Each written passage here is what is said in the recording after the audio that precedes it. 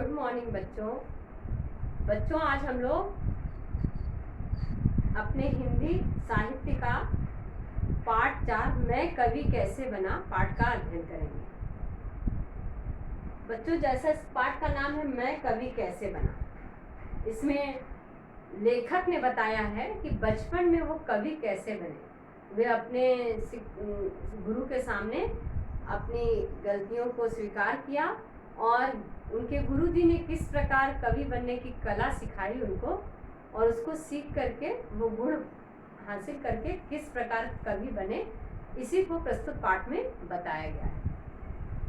प्रस्तुत पाठ के लेखक हैं गोपाल प्रसाद व्यास जी।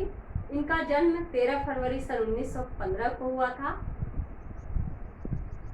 इनको एक व्यंग्यकार शिष्ट हास्य रस कवि कहा गया है। ये व्यंग्य भी करते थे और हास्य रस कवि थे। हास्य रस में कविता लिखते थे, ऐसा जिससे उनको हास्य रस कवि कहा गया है। इनकी मृत्यु सन 2005 में 28 मई 2005 को हुई थी।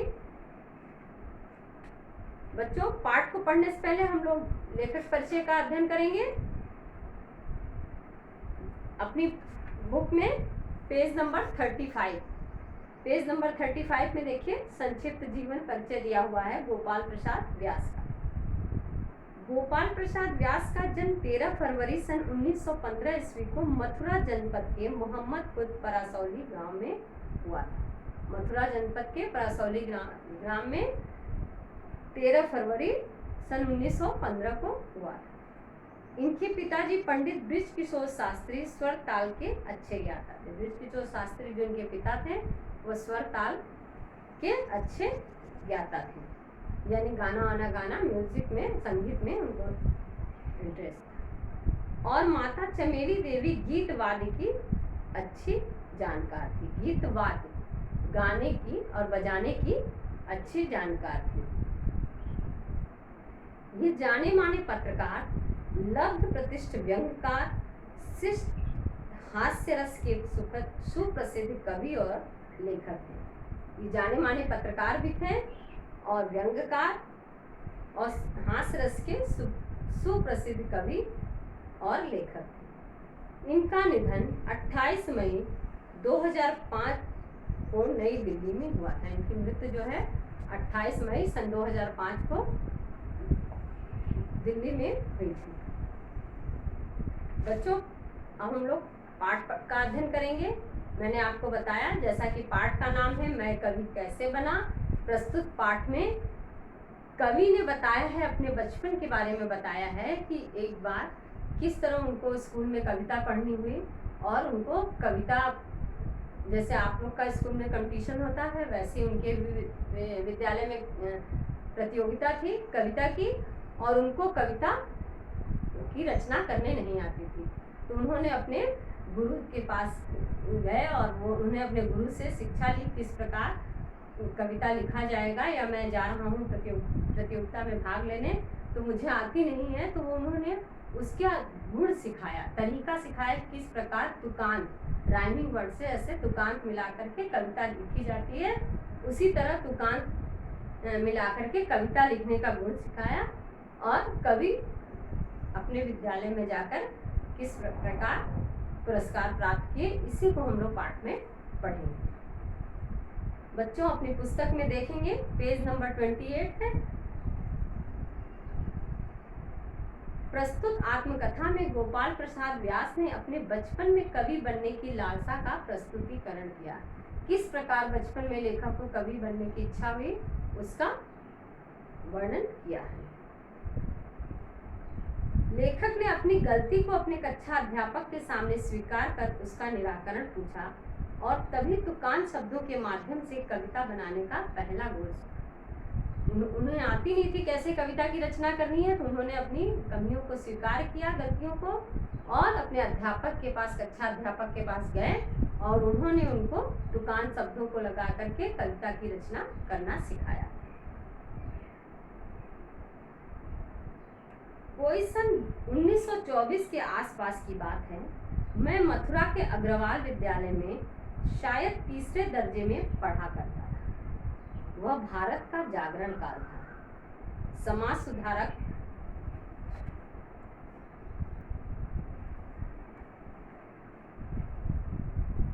कोई सन 1924 के आसपास की बात है। मैं मथुरा के अग्रवाल विद्यालय में शायद तीसरे दर्जे में पढ़ा करता था। वह भारत का जागरण था।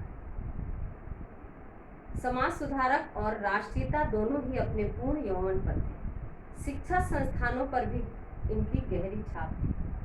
हमारे विद्यालय में भी लगभग प्रति सप्ताह कोई न कोई उत्सव आयोजन होता ही रहता। मुझे भी इन अवसरों पर उजले उजले कपड़े पहनकर आगे बैठने में बड़ा आनंद आता था। संगीत तो मेरे परिवार के रग रग में था। मेरे नाना जी नंदन गिरवर अपने दिनों में ब्रज की रास लीलाओं के एक छत्र स्वामी थे। मेरे पिताजी पंडित बृजकिशोर शास्त्री को भी स्वर ताल का अच्छा ज्ञान था। मेरी जीजी माँ ने के बिना तो हमारे गली मोहल्ले में स्त्रियों का कोई वाद्य जमता ही न था। क्योंकि मैं अपने माता पिता की अकेली संतान था, इसलिए उनकी अन्य सब चीज़ों के साथ संगीत भी मुझे विरासत में मिला था। लेखक बता रहे हैं कि कोई सन 1924 के आसपास की बात है, जब मैं मथुरा अग्रवाल विद्यालय में पढ़ता था तीसरे दर्जे में। वो समय भारत का जागरण काल था। समाज सुधारक और राष्ट्रीयता दोनों अपने पूर्ण लोग देश को सुधारने के लिए लोगों में आंदोलन उसके लिए जागरूक हो रहे थे उस समय लोग। शिक्षण संस्थानों पर भी इनकी गहरी छाप थी। विद्यालय में लोग पढ़ाई लिखाई इस पर जोर दे रहे थे। हमारे विद्यालय में भी लगभग प्रति सप्ताह, जैसे हर विद्यालय में प्रोग्राम होता है, उसी प्रकार लेखक बताते हैं कि उनके विद्यालय में भी हमेशा कोई न कोई आयोजन होता ही था। और वो चाहते थे कि अपने विद्यालय में वो उस में प्रोग्राम में जाएं और आगे बैठे, साफ धुले कपड़े पहनकर जाएं और आगे बैठें। उनके परिवार में, जैसा कि हम लोग जीवन परिचय से ही उनके परिचित हैं कि उनकी माता पिताजी को पिताजी स्वर ताल में रुचि रखते थे, ज्ञानी थे, और माताजी वाद्य यंत्र में, यानी बजाने वाले, जो भी ढोलक तबला जो भी है, हारमोनियम, वो बजाने और गाने में उनको रुचि थी।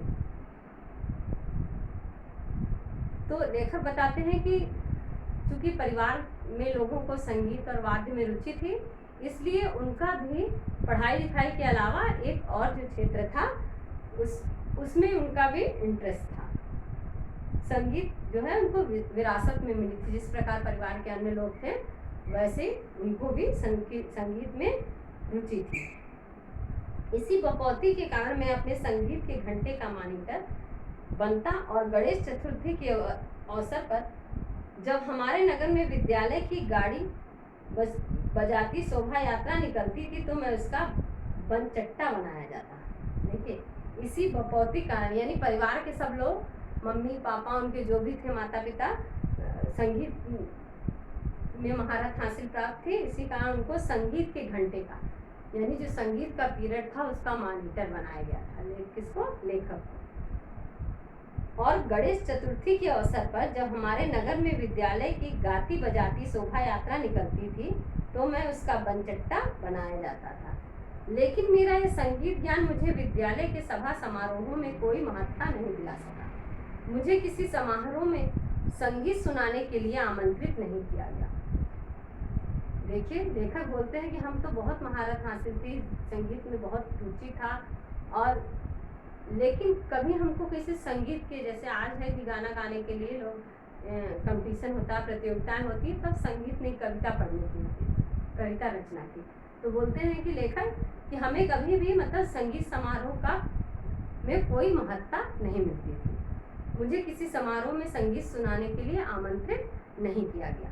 यह मेरे साथ सरासर अन्याय था, और जहाँ तक याद पड़ता है, जानबूझकर तो मैंने अन्याय को बचपन से ही सहन नहीं किया था। बोलते हैं कभी हमको नहीं बुलाया गया स्टेज पे, कभी हमको गाने के लिए नहीं कहा गया। यह मेरे साथ एक तरह का अन्याय था।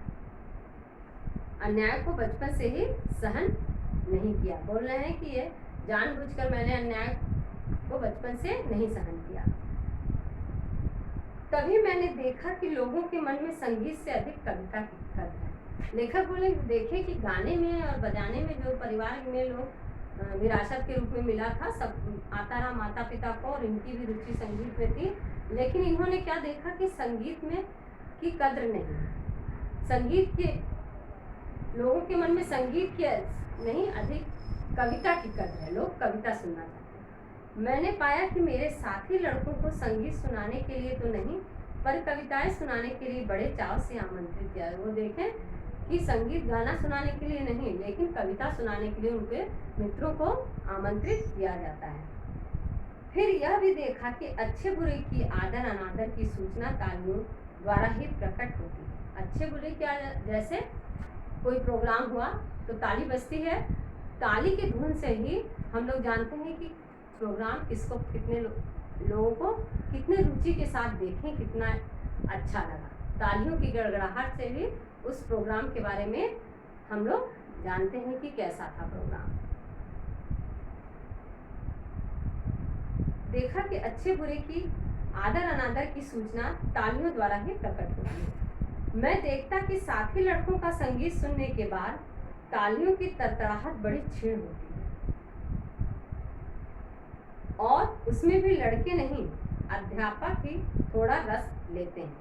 मगर कविता के बाद जिस तरह तालियों के खाली बादल गरजते थे, उन्हें देखकर मेरे मन में भी कविताएं सुनाने की लालसा उत्पन्न हुई। लेखक बोलते हैं संगीत का प्रोग्राम होता तो वहाँ लोग जाते तो तालियां तो बजती थी, लेकिन कुछ खास नहीं, थोड़ा बहुत ताली बजती थी, वो भी कौन, अध्यापक लोग मेरे बजाते थे। लेकिन अगर कोई मेरा मित्र कविता पढ़ने जाता था तो कविता सुनने के बाद मेरे साथी मित्र और अध्यापक सभी लोग जो है पूरा ताली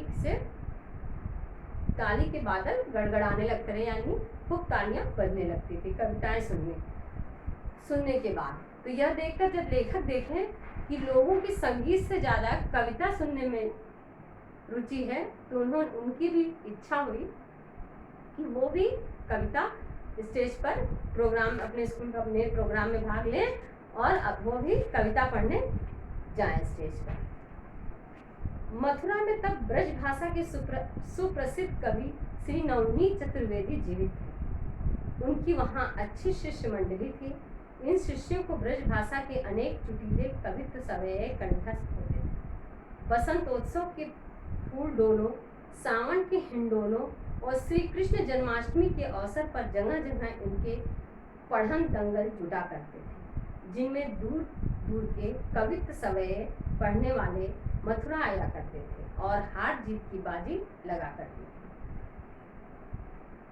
बोल रहे हैं लेखक कि मथुरा में तब ब्रज भाषा के सुप्रसिद्ध कवि नवनीत चतुर्वेदी थे, उनके बारे में बता रहे हैं कि उनकी अच्छी शिष्य मंडली थी। उन लोगों के, वो लोगों को कविता सिखाते थे, ब्रज भाषा के अनेक चुटेले कवित्व की सिखाते थे, और इस अवसर पर जगह जगह इनके पढ़न दंगल जुटा करते थे, जिनमें दूर दूर से कवि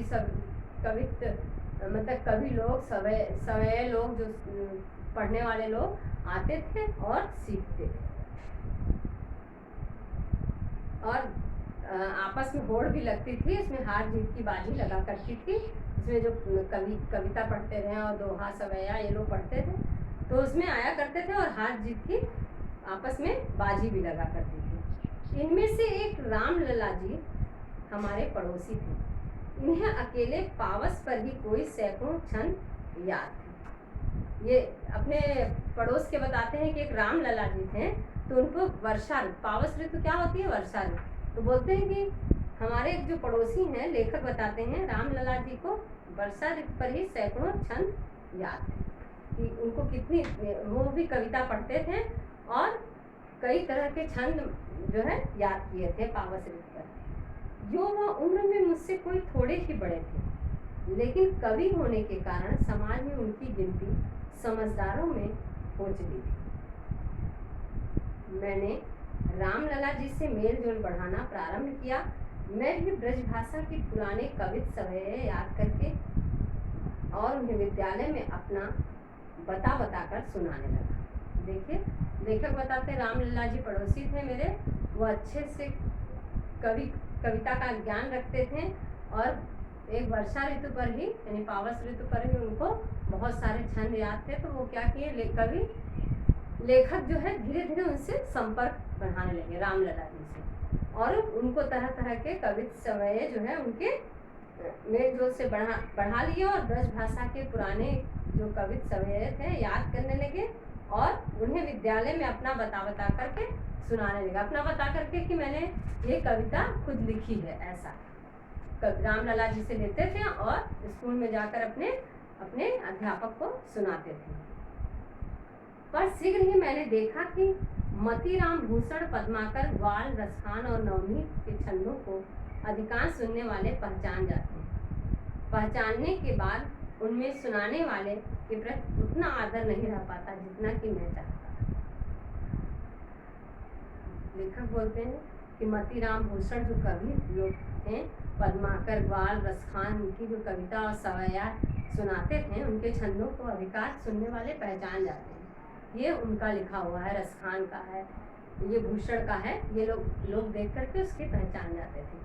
पहचानने के बाद उनमें सुनाने वालों के प्रति उतना आदर नहीं रह पाता जितना कि मैं चाहता। जब स्वयं रचना करके व्यक्ति सुनाता है तो उसका आदर भाव दूसरा रहता है। किसी की लिखी हुई रचना को सुनाने के बाद उतना उनको आदर भाव नहीं मिलता था। तब मैं अपनी राह बदली और रामलला जी से खुशामद कर करके अपने नाम से कविताएं बनवाने लगा। तब वो रामलला जी से दोस्ती किया और बोले कि आप नई नई कविता की रचना कीजिए, बनाइए और हम जो है अपने विद्यालय में जाके सुनाएंगे। और विद्यालय में उत्सव में छाती तान कर उन्हें गर्व से सुनाने लगा। अब रामलला जी से दोस्ती हो गई, उनसे कह के नई नई कविता, ये नहीं कि तुलसी, रसखान, भूषण इनकी पढ़ेंगे, वो नई नई कविता की रचना उनसे करवाते थे रामलला जी से।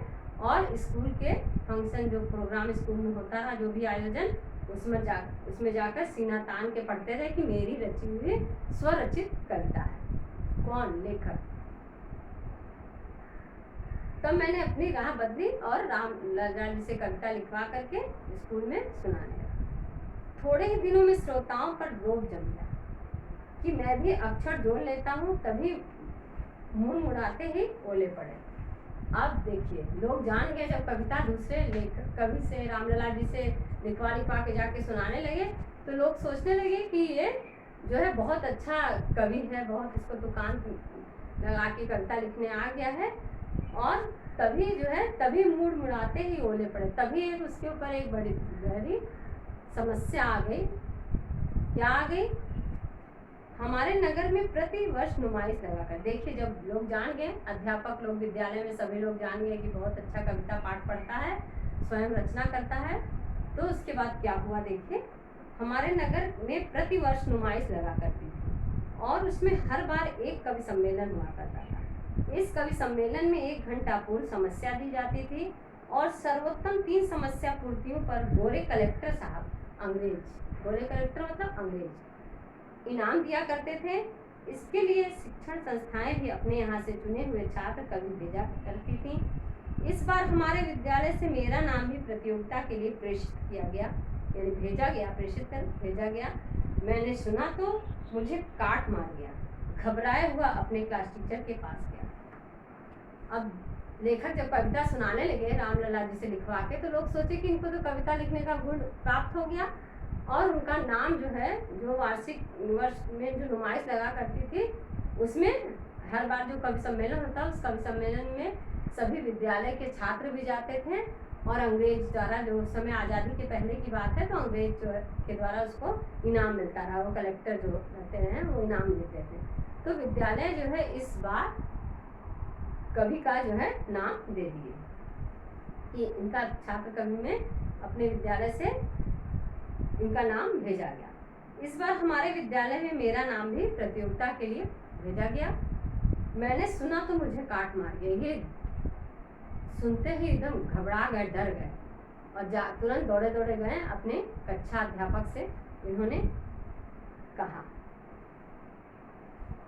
मेरे क्लास टीचर श्री कामेश्वरी नाथ जी थे। वे पक्के आर्य समाजी थे, मेरे पिताजी के मित्र थे, मुझ पर भी बड़ा स्नेह रखते थे।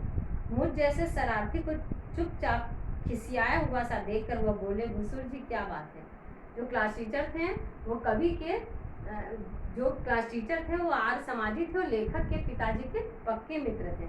जब वो डरे समय घबराए हुए देखे लेखक को कि वहाँ उनके पास आए हैं, तो पूछते हैं, घुसुर जी क्या बात है? मैं धरती की ओर देखता रहा। उन्होंने समझा कि किसी से पीट कर या किसी को पीट कर आया है। जरा रुखाई से पूछा, बताओ ना क्या बात है? जब वो सर झुका के, जैसे अध्यापक के सामने लोग खड़े होते हैं उसी तरह वो भी खड़े हो गए। तो उन्होंने पूछा कि थोड़ा टाइट होके कि क्या बात है? मेरे मुंह से फिर भी कोई बोल नहीं निकला, लेकिन मेरी आंखों की आर्द्रता और मुंह की बेबसी ने उनकी रुखाई को ठंडा कर दिया। उन्होंने अनुभव किया कि कोई गंभीर बात है। मेरी पीठ पर हाथ रखकर पुचकारते बोले, बोलो बेटा क्या बात है? जब हम नहीं देखे कि हम नहीं बोल रहे हैं, मेरी आंखें नम हैं, तो मेरे पीठ पे हाथ थपथपाते हुए बोले, बोलो बेटा क्या बात है? मैं लगभग हकलाते हुए कहा, आपने नुमाइश में मेरा नाम भिजवाया है।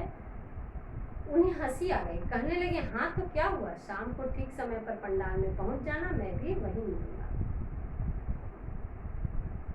जब वो बोलता है आपने मेरा नाम भिजवाया, तो बोलते ठीक है, नाम भिजवाया तो इतने बजे प्रोग्राम है, तुम शाम को समय पर अपने प्रोग्राम में पहुंच जाना।